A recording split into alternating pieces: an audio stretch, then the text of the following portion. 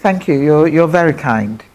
I don't really have a routine, but then again, I think everybody does. It depends on whether you do it all the time. A little bit of exercise is good. I wish I could do more, and I'm going to try and do more. Let me tell you the secret. As the age is coming in, the harder I'm going to fight, you know. So I will increase the exercise, first of all, for your good health, for your well-being. It looks good, that's terrific, but you feel better.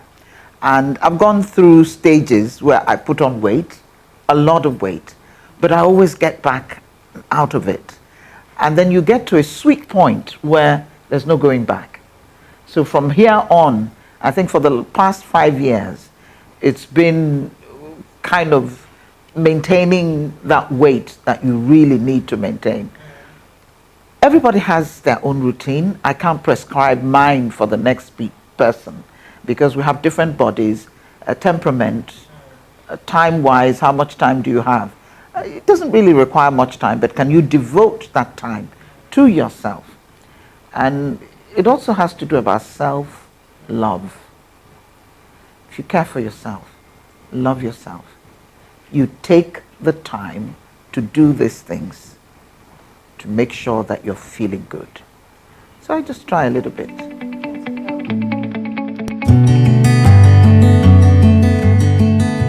Started saying 70 before I got to 70 because it's such a landmark age.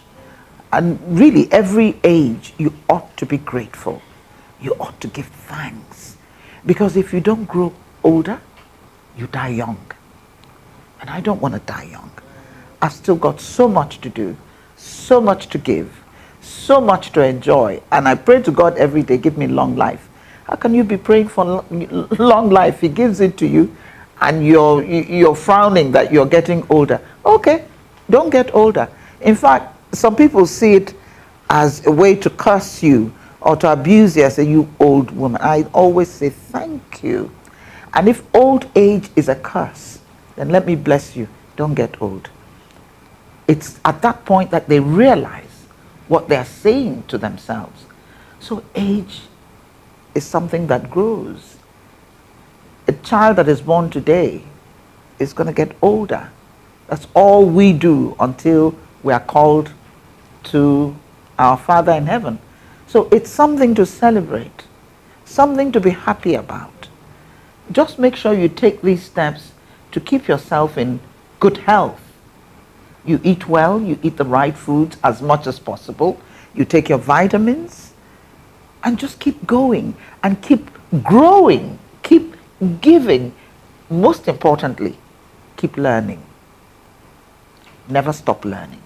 Never get to the point where you think, oh, now I know it all. No, you don't. There's always something to learn. Even from a younger person, there is something to learn.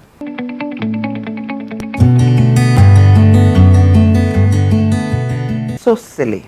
What a waste of time. You are what you are. You're never going to change that. You've been born. So you can keep pulling it back and lying. It's going to catch up with you at some point. I learned that from my mother. Was so proud of her age that she would tell you how old she is and how proud she is to be that age. And I learned that quickly, that it is a blessing. Acknowledging your age is thanking God for giving you that life that you have. When you hide it, when you're crying about it, what are you trying to say? It's the same thing I spoke about earlier. If you don't look forward to getting older, then you're going to go at a young age.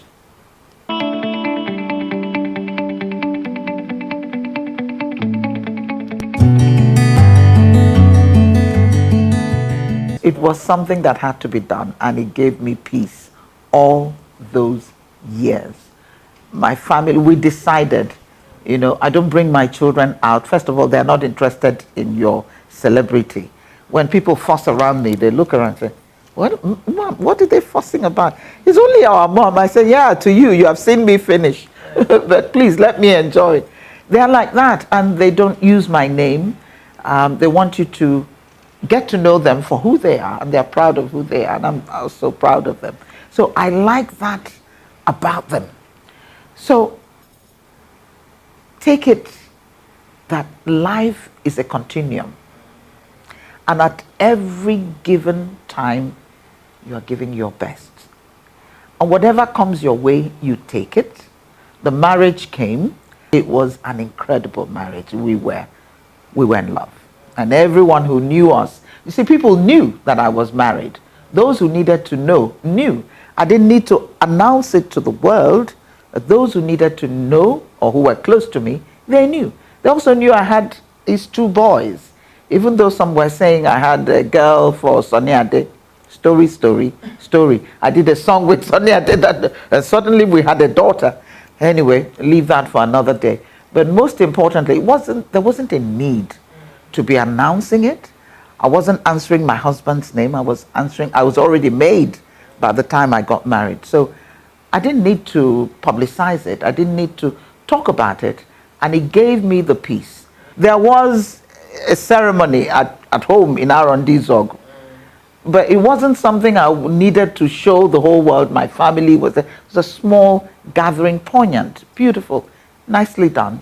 And that was it. And that was sufficient for me.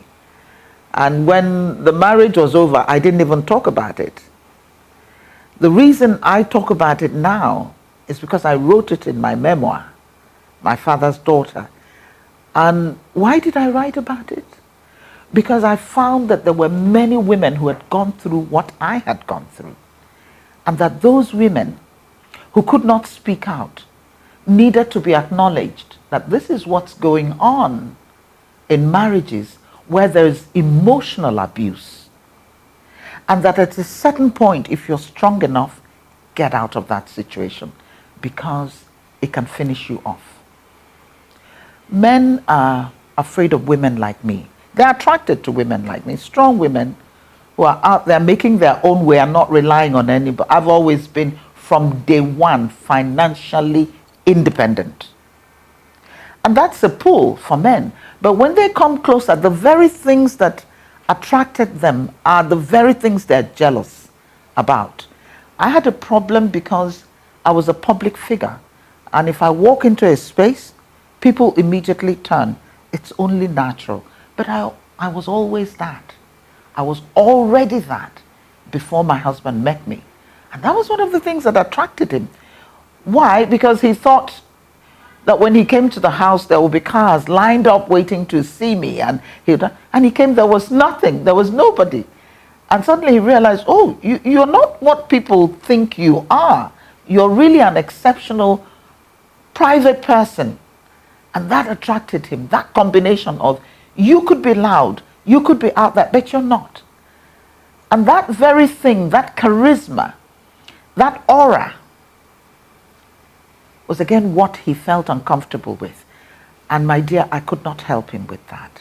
I'm not God. I did not give myself the aura. And when it was necessary for that aura to be used, put to good use for the family, it was. So how do you knock the very thing that saved your life, not on one occasion, but on many occasions?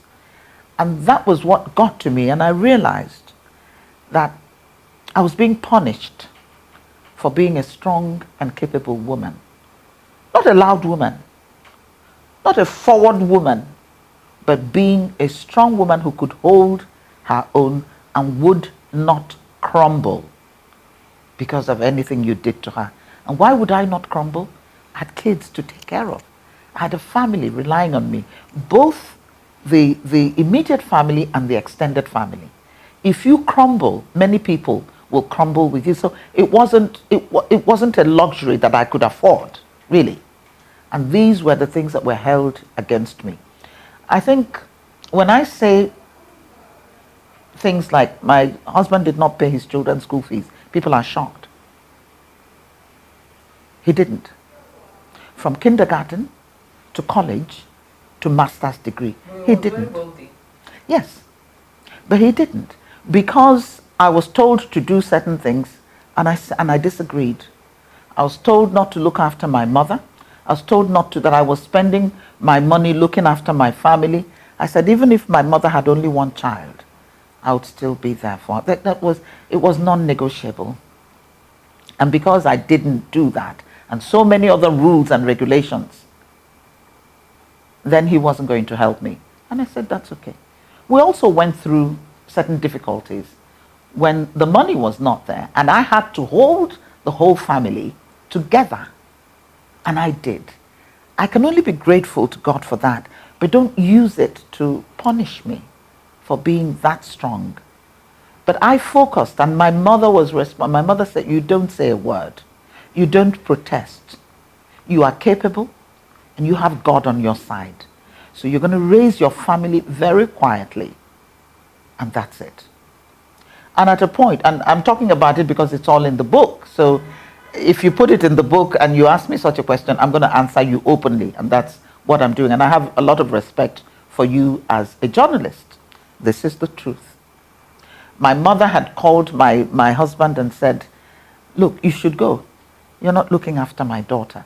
This woman has sacrificed this, sacrificed that, sacrificed how many years on your behalf. And now that you're able to, you're not helping her. You know that thing that you want to do, which is to leave, you can go ahead. Oh, that's my mother. That's Ochie Dike. And you know, that's an Onwenu woman. We don't put up with that. And I did for so long. And she watched me do it. And she understood why I needed to do it for my kids. But when she had had enough, she called a meeting and said to him to his face, you know, you can go. Yeah, that's my mother. And I was so proud of her, because she was both mother and father. And she could no longer take it that her daughter, having made all these sacrifices, still was not getting the help, still was not getting the acknowledgement. In fact, it was not nice at all. I couldn't have a cook in the house. Oh, I've never had a cook. I had to do it. And I'm glad I did. It gave me a chance to bond with my children very well. Because what happens, I go to work and I come home. I had no social life. You don't see me at parties unless I'm performing, or it's really close friend who's having a very strong reason to celebrate. I don't have the time. Stage all my life as a journalist. So, you know, so my kids, and when I'm traveling to perform, my kids come with me. And when they come back from school, I'm the one, I pick them. I did the school run. I picked them, and I had a huge office. They do their homework in my office. We spend time. They're there. They're watching me work. They're watching me interact with other people. So they were learning as well. And then when we're going home, we all go home together. If they're watching TV, I must be watching with them. I don't let them. I control the TV thing. You know, if they're watching cartoons, I'm there with them. And after some time, I'll say, okay, everyone, let's find out what's going on in the world.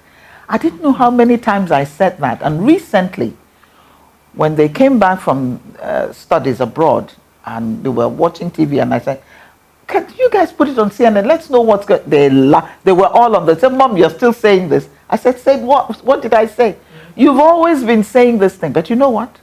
It helped them. Because as grown-ups, they will watch the entertainment, but they'll go to the news. They want to know what's going on. They want to learn. They want to watch programs that teach them something they didn't know before. Not nudity, not all these nonsense we're seeing on Instagram. No, they want knowledge. And that was because of the way that I raised them. So I don't have any problems. You've got to cook. I'll clean house. I clean house. Don't come and do shakara for me. I can clean house very well. And I'm a gardener. I'm just a homebody. I'm a housewife thoroughly. But when I dress up and I come out on stage, I am a diva and proud of it.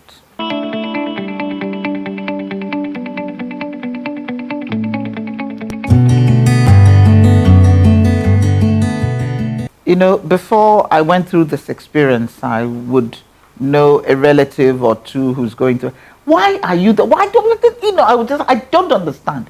Unless it happens to you, you really don't understand the sacrifices that women make. It's about the love thing. It's about the children as well. That you want to preserve a home where there is the father and there's a unit. But if it's going to kill you, if it's going to take your life, get out fast. Run. Because your children, without you, will suffer more. And by the way, you don't need to be in an environment where there's emotional turmoil, emotional abuse, to the extent that the woman is constantly depressed. And there were years when I was constantly depressed, and my children noticed. And it was my first son on my 50th birthday was asked, it was 20 years ago, was asked, what would you wish for your mother? And he said something that struck me. He said, I just want her to be happy. And I thought, oh my God. So I didn't fool this guy. And I said to myself, I took the decision that day, I'm going to fight for my happiness, my fulfillment, my joy, not waiting for my husband to love me and take care of me as he used to and should do.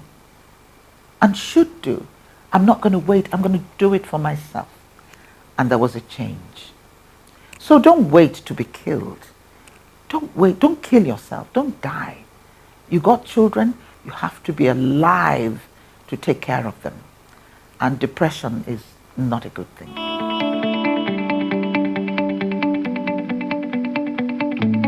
Definitely not. It's never defined me. And I'm glad, even when I was happily married, it never defined me. I was myself, giving to someone else the love that they needed. It never defined me. It should not. There are some who will get married, and there are some people who shouldn't get married. There are some people who are not going to get married.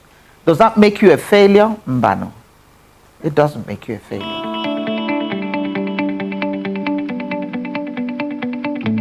There were so many times where, not just reconciler, he will be back.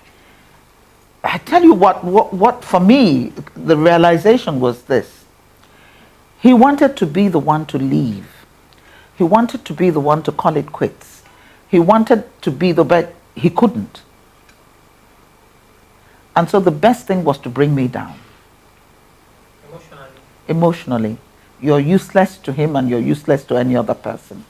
And when he's done, no other man can even take a look at you. And that was unnecessary. That was mean. That was mean-spirited. If you want to go, it's okay. Go already. But don't destroy me before you go. And this comes from men who are insecure about themselves. A man who is sure of who he is, who is comfortable in his own skin, would say, you know, this thing is not working for me. I love you, but I'm going to leave. And we'll work out our terms of disengagement. There is nothing wrong with us continuing to be on good terms because you have children. We have children to raise. But you've left everything, every responsibility for me. Not only did you not pay school fees, didn't buy them clothes, didn't take us on holiday, nothing, nothing, nothing. Occasionally you were very generous and helped me with this project or that project, but then I threw my life into all your projects. So when I came to that realization that before this man leaves, he wants to destroy me, I now said, okay, Onyeka, you walk. And the day I took the decision, he knew. He did something that he knew was a deal breaker. And as I walked away from a public abuse, public in the sense that his workers and my workers were there. And he knew that was that's a deal breaker. Because we can go into the room and have our argument. Hey, we don't, in front of the children, we don't argue. In front of other people, we don't argue. But the day you brought it out and you said certain things, you called me certain names, he looked at me and I looked at him and he knew this is it. And it was. And so he got angry that I was the one that left and had to punish me and my children. for it. They're boys and they love him. And they love him so. And it took them a while, it took us a while to understand. But at a point, I think what it did for us, it made us stronger. It made them determined that, you see this life, they are going to work so hard for themselves. They're going to rely on themselves. And as a unit, we rely on each other. And I want to use this occasion, Azuka, if you permit me. I want to say this to men in Nigeria who, for one reason or the other, walk away from their responsibility of raising their children. You bring children into this world and you abandon them. Shame on you. Shame, shame, shame on you. It's not about the woman. You can abandon the woman, let her go, find her way, but your children, so that you can punish the woman for leaving to save her life, shame on you. You will answer to God. You bring a human being into this world. You do not abandon them. You may not have all the money, but everything is not about money. It's about love, it's about care, it's about concern. It's about sitting down with your child and having a conversation, having them ask you questions, and you give them whatever answer you have. Having a relationship with your children. You walk away to punish somebody else, and you punish your children alongside that person. Oh my. I actually feel sorry for him. I do. And I do pray for him. That at some point he would have a rethink. Definitely before it's too late.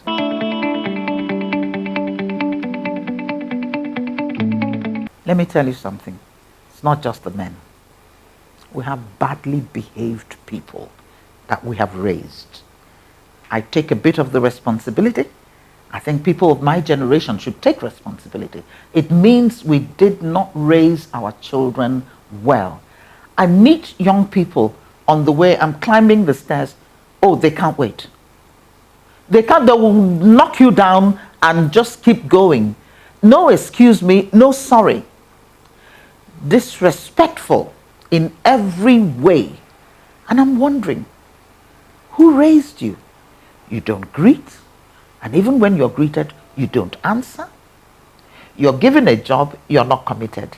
You're not interested in working. You just want someone to give you loads of cash. And you do nothing in return. The world does not work that way. Those that are working hard, when you see them, you know them. They are making it. We say that it's hard in Nigeria. Nigeria is the land of promise.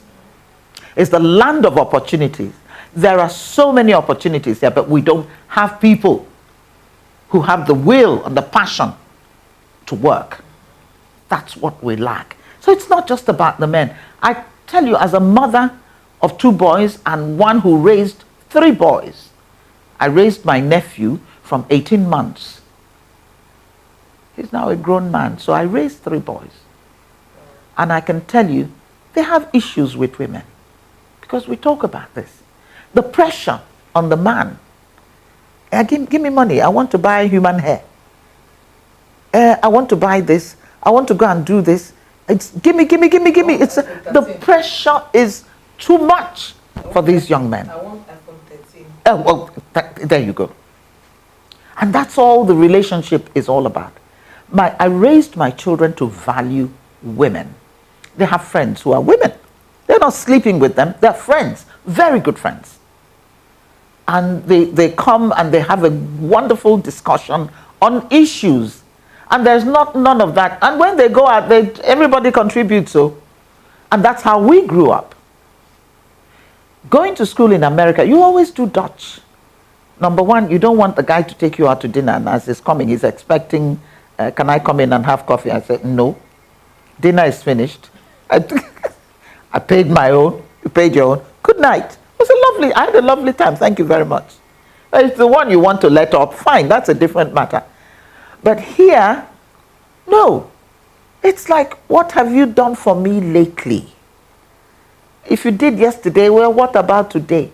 And I pity them. I speak to the young men in the house when they come. I said, be patient. You will find that one that would love you for who you are, that would work beside you to create something. So please don't give up. So it's not just the men, it's the women too.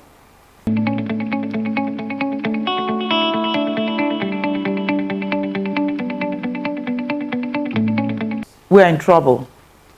We're in trouble in this country.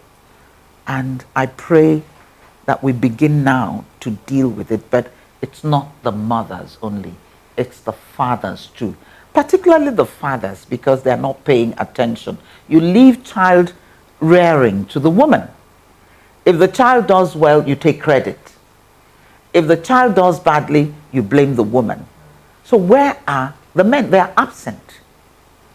If you watch TV with your children and you know what they're seeing, and you can explain things for them, and you're honest with your children, one thing in my family, you can ask me anything. Yes, you can. And I will answer you honestly. I have so much respect for my children, and they know it. It's reciprocal. So once you open that channel, it gives your child the opportunity to come and tell you, oh, this is what I saw. Mom, what do you think of this? Mom, what do I do? So we had that. But coming back to the question proper, it is society. The society is responsible for what is happening now. When you're a government official and you're a thief, when you're embezzling money, and everybody knows you are, and you come out and you flaunt it, and we clap, and you sit in the front row in church, and they give you chieftaincy titles. Nobody knows how you got your money. That's what the young people are watching and imbibing. So it's okay to do rituals and get money. Just get the money. Just have that money and you have everybody's respect. Oh, no, you don't. You don't have my respect. So society is responsible for what is happening to us now. And it is time to check it. There are no values anymore. For goodness sake. There are no values. I just saw a young girl, a 20-year-old girl, who has been hired as an assassin. She's already killed 4 people before she was caught. There were 3 of them, 2 escaped, and she was the only one. There are so many. You don't even know when people are coming to work for you. You don't know who they are. You don't know why they're coming. That's why they don't want to work. They're looking for ways to rip you off. And when you cannot be ripped off, they think this woman is a wicked woman. No, I work for my money. I'm not going to throw it around. I will pay you well. I'll give you good working conditions, but I'm not going to throw my money anyhow. And if you come, you're a driver. The drivers do this. They'll suddenly tell you, I bought 4 new tires. And I want to go and pump. I say, pump what? We just put 4 new tires in this car. Turns out he has 5 children. And he's looking for money frantically. And I'm paying him a good salary. So what do you do about that? What do you do about the house girl who's coming in and she's wearing eyelashes? Yeah. To do what? To wear eyelashes to clean toilet and clean the living room and the kitchen? Who are you trying to entice? She's coming in there. If there's a man in the house, she's gunning for that man. If it is not your husband, it's your son. Just know, these are the problems that we need to tackle. We need to return those values that when you work, you make your money, you enjoy your money. And Azuka, in the old days, in the 50s, 60s, even up to the 70s, if you suddenly started displaying a lot of money, your king's men will come from the village. Bum, bum, bum. Anya Biago, Guanodani, Kankata, sit down, let's talk. Ego Nina, all this money you're throwing about, Kedebi, where did you get it? And you better have a good explanation. If you don't, you are ostracized. But we don't do that anymore. In fact, you have them telling you, you're stupid, you went to government and you came out empty-handed. Okay, look at you now. They will abuse you thoroughly. and that you're a bad person. You've been giving them what you have, oh. But you're in government to steal. So go steal a lot of it and come and build houses for us and give us cars and things. Sorry, I can't do that. If that makes me a bad person, maybe I am. That's okay. It's society.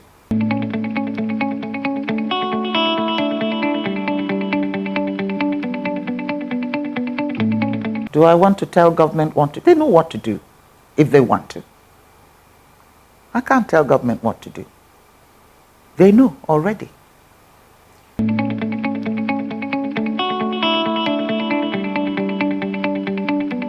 No, I didn't. I had forgotten about the place until that appointment. It was very interesting.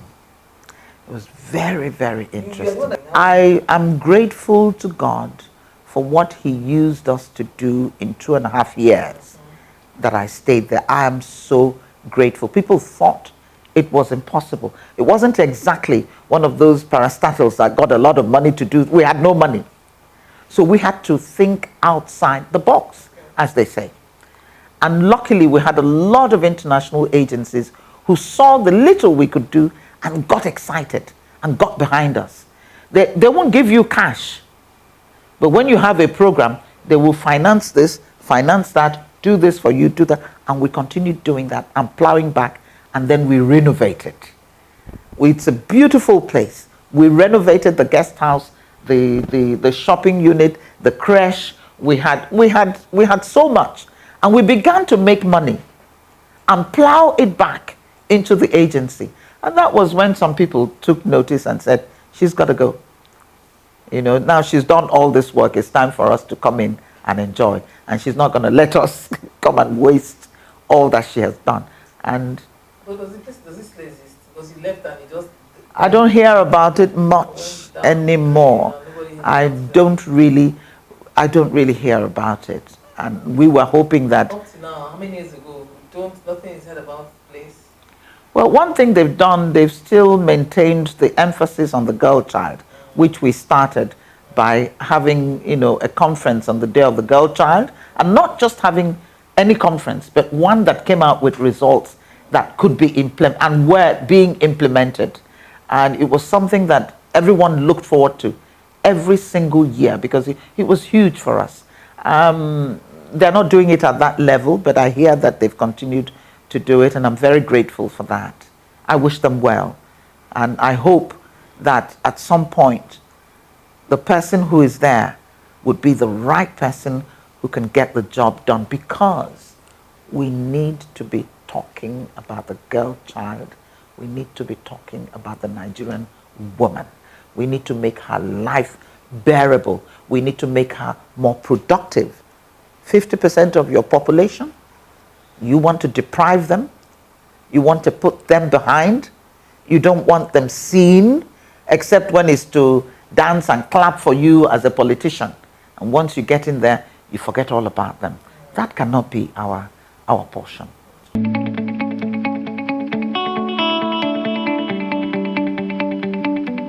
It wasn't, I'm not even sure that he was the one, because he liked what we were doing, I can tell you that. He was very, very happy with what we were doing. He said it, he showed it, and he was supportive. So I don't know who took the decision, but if you read the letter that Mr. President sent for my 70th birthday, you will understand that he was happy with us. We had a lot of work that we were doing with the IDPs, and much of it was my own personal money that I will bring into the project. And we were beginning to train them, release them back, where they now became employers of labor themselves. We would train them in cooking, in knitting, in baking, in cleaning, making soap. These are little things, but they're enough to empower them, and they could take care of their families, and it gave them a sense of self-worth. You know, the first batch of women that we brought in, there were 50 of them, and we brought them in with their children, and we took care of them. We loved them up. We put them in a nice environment. The children were well taken care of. They needed to go to the hospital, needed to be dewormed, needed nutrition. We taught them all those things. I remember the day they came in. I remember receiving them, and we were all in tears because they were recounting how they lost their husbands, how they lost family members who were butchered in front of them, and we were just breaking down. But the day they were leaving was a day of joy, hugging new people, brand new women who now had a path to the ability to provide for their families. Their children were healthier, they were looking healthier, they were looking better, they had some knowledge. It was wonderful. And I've maintained ties with some of them because they get in touch to tell me what they're doing. There was a woman who set up a restaurant. She was doing so well, she was employing about 6 other people. And her family members will even call me to thank me. I said, it's okay. It's okay. I wish that could have done more of that. And we were poised to do more of that. But as soon as I left, that program stopped.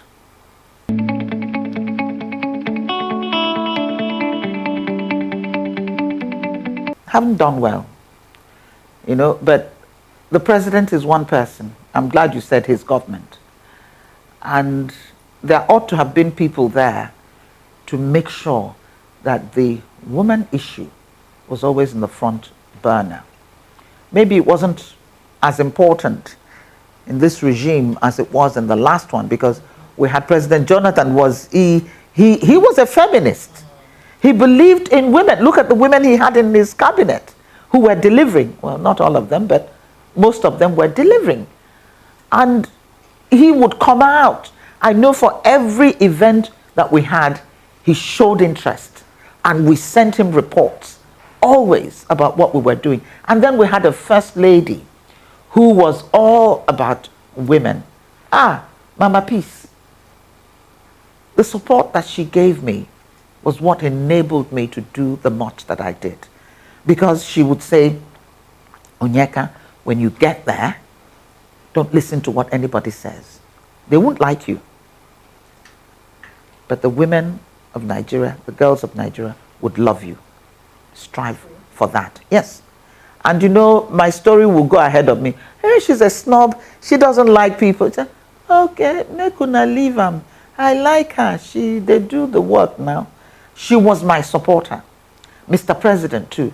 So having both of them on my side let me know that I could do much more and that I didn't have to wait for that money to be given to me. I sourced the money and get the job done.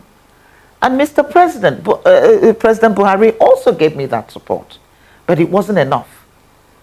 It wasn't enough. And to have retained me, I was glad to go, by the way. The work was too much. My salary was so small. And this is a mistake that government makes. You pay people little, they're going to steal. They are. I don't even want to mention it, you will scream. The salary was small. The benefits were there but didn't cover everything. I had to bring money somewhere else to be able to pay my rent, to live in a safe place. Sometimes you have to travel for a conference, there's no money. You use your own money. You don't get it because that conference is very important. I kept performing. I kept my day job. I was singing, I was writing songs, I was performing, and I was doing shows, and I was waiting for someone to say to me, no, you can't. I would have dropped my resignation letter right there and said, keep your job, because I cannot do this job with the money that you're paying me. So please bear that in mind. And it was the former Senate President, Anyim Pius, who, when he gave me my letter of appointment, and I looked at him and said, what? He said, what's the problem? I said, how do I live on this? He said, that's why it's called service. It is service. So if you're going in there thinking, oh, God has buttered my bread, I am now going to make... He has buttered your bread, quite all right, to give, to achieve. But he hasn't buttered your bread to go and steal. And that's what people ought to know if you're going into government. Now we have people who are aspiring for political office and have no program, have no interest in helping the people they're representing. And they go in there and amass wealth. And they come back and continue to oppress us with our money that they have stolen. And that's why they can never leave office. It's from being governor, you go to the Senate. From the Senate, you want to jump into something else. Haba. Give the young ones a chance to come in and make changes. You know, NSAS was a brilliant idea. See that NSAS? It was the young people of Nigeria saying to the rest of us, we've had enough of you. I know how it ended. I know people were killed, but it made a point. We have had enough, and we are not going to live like this. It's time for us to listen to them. Yeah, we talk about young people who've missed their road, but there are a lot of young people in this country who haven't missed their road. They're working hard, and they're making sacrifices. But the whole setup is such that it is not an enabling environment for them. And this is what they're asking. And I'm on their side. They are right and we are wrong.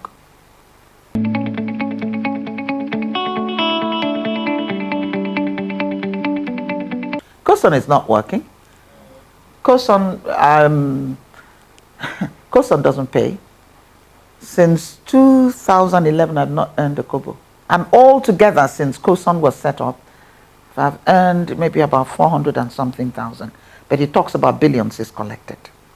Where's my money? If I criticize him, he goes to court. I have to hire a lawyer. And he uses COSON lawyers, paying them with my own money, to take me to court. And I will keep talking. And I'm saying to musicians, how long are you going to keep quiet? We started talking about this thing a long time ago. I became persona non grata. She's a troublemaker because she speaks the truth. Now musicians are producing works. Nigerian musicians are being heard all around the world. Many of them don't have anything to show for it. The radio stations that are playing our music, they're paying. Yes, hotels, restaurants. Tony Okoriji, COSON has been closed down, but they're still collecting money. And I'm saying, government, where are you? We've written petitions. Where are you? Why can we not audit COSON? Nobody can. Because he spreads that money around to the people who should police him. And so they keep quiet. And someone like me, with the number of songs I have out there that are still trending, I get nothing. I will keep speaking the truth. No matter how much money they waste from COSON, it will be useless to them. It's my money, the money of people like me, working hard. I'd like to call any of them and say, how many songs? Tony Okoriji, how many songs do you have? Juliana Bamujan Kerembla. That's what I can remember. You know, he's going to take me to court after this, and I'm ready. Because it's the truth. Why is it that nobody else can run COSON but you? So all these years, you have not been able to train people to be able to take over from you. You want to be there forever? Said my piece.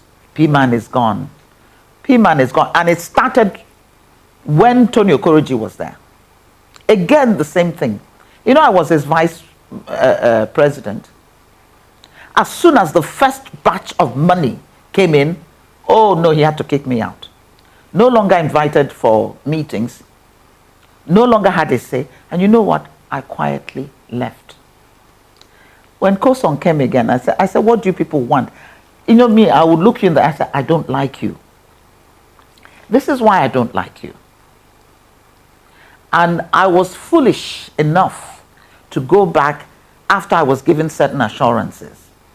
What happened in P-Man is not going to happen to COSON. The moment COSON was registered, that was it. It was back to square one. And it is such a sad tale. And this is what young musicians should rise up and say, we're not taking this. Tony Okoriji needs to leave COSON. You need to leave. How many years are you going to be there? For goodness sake. And you think you did all this work all by yourself. The rest of us didn't do anything. It's just you. And so Koson belongs to you.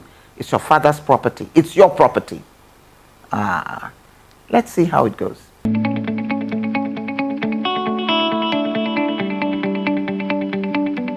My children, of course.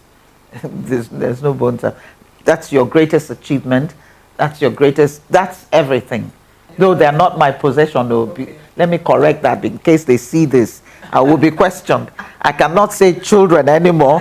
I cannot, no, there are rules and regulations in this thing. Now that they are grown up, they are men. I have to respect that.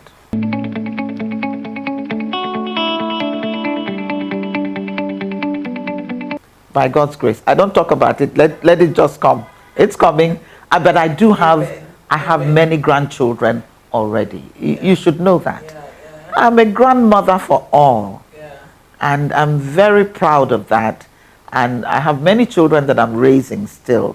So it's not, there's no lack of children, but I understand what you're asking. And you don't talk about that until, I'm saying, hey, Azuka, come meet my granddaughter. I hope it's their daughters. I gotta have daughters. Daughters are beautiful. Men too, boys. Boys are good. Boys are the best. Boys are the best.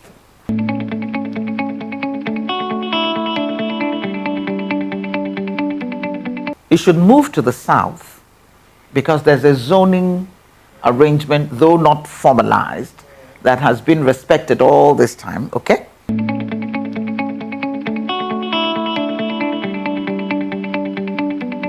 It should have been a woman long time ago. If it were a woman long time ago, we would not be in the mess that we are in today. So yes, but is Nigeria ready for a woman president? They should be, shouldn't they? Because there are so many women who are capable. So yes, it should go to the south. And when you come down to the south, it should go to the southeast. There's no negotiating that. You just have to give it to them. Why this hatred of Ndibo? I don't get it. Why the fear of Ndibo? I don't get it. They are more Nigerian than any other group of Nigerians. Let me tell you why. They can live anywhere. And where you live is where you protect. Where they live, they invest. They just don't take out wealth, they invest. Make the place better. Ndibo are beautiful people. They are wonderful. My father is a typical Igbo man. Integrity, yes. Charisma, yes. Hardworking, yes. Equanimous and beloved to everybody. If there's such a word, I'm sure I'm using English words that don't exist, so just forgive me. They have that. There are Igbo men who have given so much. And then you come to the women. Igbo. I throw away salute. They hold things together. They're hardworking and they are committed. Even with all that our men, because our men fear us. I don't get it. They won't allow us to, you're in the home. They'll take care of you. And you're in the home and you don't, if you talk anyhow, they call family meeting and you're in trouble. You're going to have to buy a cow or a goat to come and beg him. Put that one aside. Igbo women are enterprising. They're brilliant. I mean, when President Obasanjo began to appoint them, we could see the Dora Akonyiles and the rest of them, what they were doing as a typical Igbo woman. Okonjo-Iweala, I do, which one? Ote, Arumba Ote. There are so many of them. They're in my book. I acknowledge all of them because they're my sisters and I have great admiration for them. I'm so proud of them. That's who we are. Yoruba women too. Hausa, Fulani women. Nigerian women are incredible. Give them a chance. They will turn this country around. They will make it a better place for all of us. But sometimes when they want to choose a woman, they choose the one that is going to fail so that they can turn around and say, see, women, we have given you time. See what you're doing. We're giving you a chance. Allow those who have something to offer to come to the limelight and give them the opportunity to make a contribution to the development of this country.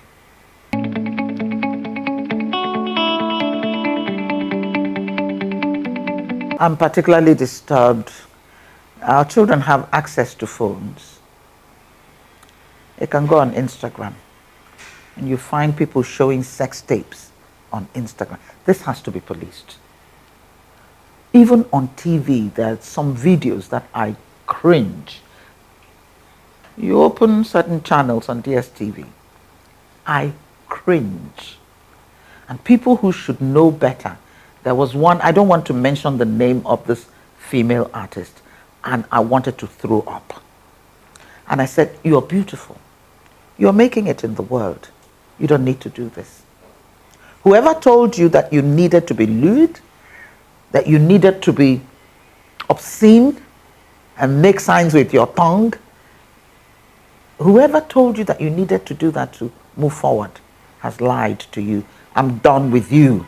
In my mind, unless you change, I don't want to see anything or hear anything you've done. Because my children are grown up now, but if they were younger, they would be watching you and seeing this. I was so upset. And when I meet her in person, I'm going to pull her aside and I'm going to talk to her and tell her, this is a permanent record. It will always be there.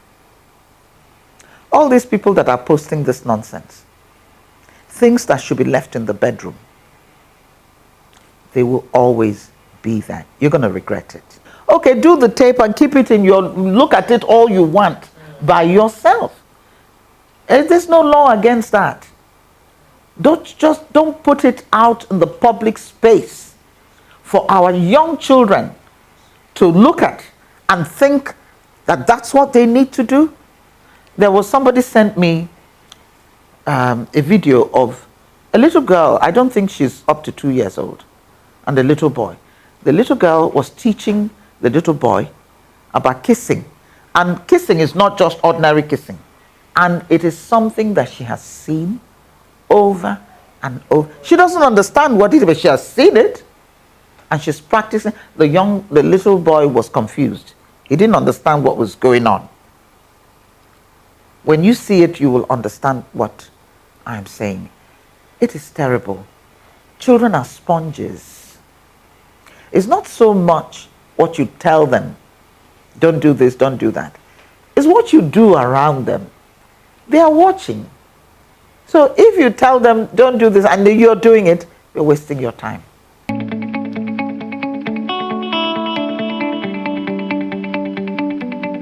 Okay, one at a time. One question. Will I marry if I... Yes. Oh, for sure. I don't care if I'm 90 and I meet someone, I'm in love with the person, I will marry. Hey, why not? Am I seeing someone? No, I am not seeing someone. But in the process of writing my book, something came up. I wasn't going to write about it, but I sought permission from the person and I did write about it. And it's a beautiful love story. Go to the book, chapter 10. It's called By Serendipity. It's a true story, and we're friends. We decided that even if we were supposed to have been married, we should have married. And we decided, look, the friendship was such an integral part of the relationship that we will keep the friendship. And we have done so. And it's a very good friendship.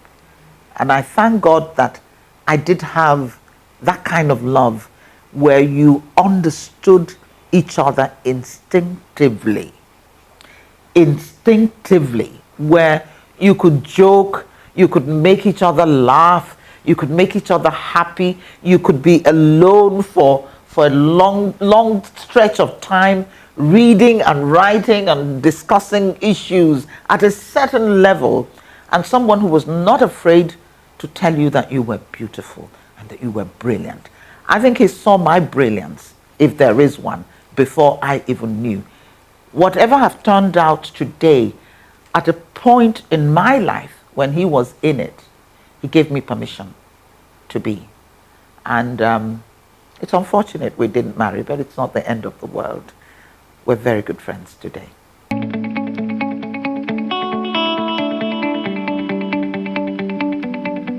Plenty, plenty. And that's why I'm going to do them. And I love traveling, but in the past I would travel for work, take out some time to, go see the sights or whatever. But now I was going to say kids, the men, not kids, the men are all on their own and doing very well, thank you, Lord. So now I'm going to do, after COVID, hopefully, do all those things that I wanted to do. I am a loner. I'm someone who enjoys her own company and space and time. That's who I am. So I can do that. When I was living in New York, I didn't need a boyfriend to take me out to dinner. I just go book a table in a restaurant, have my meal, go to the cinema. I'll go out on my own, do whatever I needed to do. That's how I'm living now. I go out with friends or go out by myself if I want to go to a restaurant and have a meal. That's okay. I'm a big girl. I'm an old girl.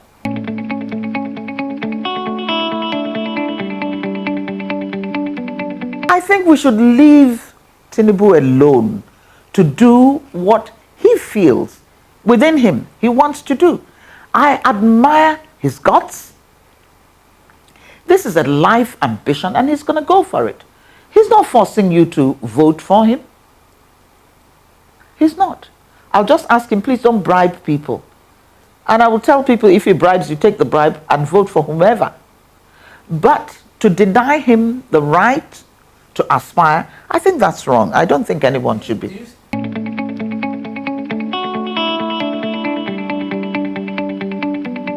Only he knows that. Only he can tell us that. I'm not in his body. I don't know. Only he can tell us that.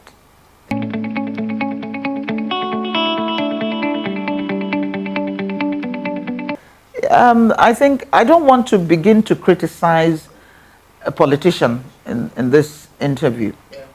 So there are some people I will, and I'm good after this, because all of them need to be criticized together. All of them, including myself. We all need to be criticized. It's a general criticism, because there's some general things that have happened that have set us back in this country, and that is corruption.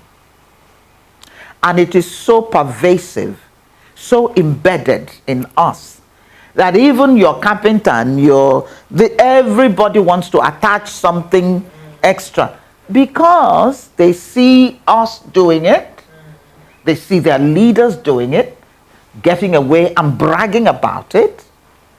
Let me go to my state, Imo State. Let me pick Rochas Okorocha. He raped Imo State. He did. I'm saying this knowing that he probably would see this. Please hear this, sir. You did. You did. And for generations to come, they would remember what you did. Not just for yourself, your immediate and extended family. That's my state. That's the state where my father is buried. Look what you did. If there's nothing that Governor Hope Uzodimma achieves and he can get back for us what was stolen, I'm good. It is that bad. You go back to the village, there's apathy, there's anger, there's bewilderment. Like, how did we get to this stage? And how do we get out of it? Where are the leaders? The killings. The killings that are happening there. What did we do? What did we do? What did we do? I want everybody to know, you see, that this world is not the end of it. You will not take a kobo with you when you're going. You will not take a mansion. You will take nothing. And your children for whom you've accumulated those things, it will make them useless. They have nothing to aspire to, nothing to work for. You've given it all to them. They're going to blow it. While you are alive, there is hope. You have a chance. Mazirocha Sokorocha, give it all back. Give it back. We have a government in Imo State today. I keep saying, and they may not like it, didn't get there the way I would have wanted. But give them a chance for them to take us out of this situation we're in. And I'm saying to the current governor, the killings, you have to fight for the killings to stop.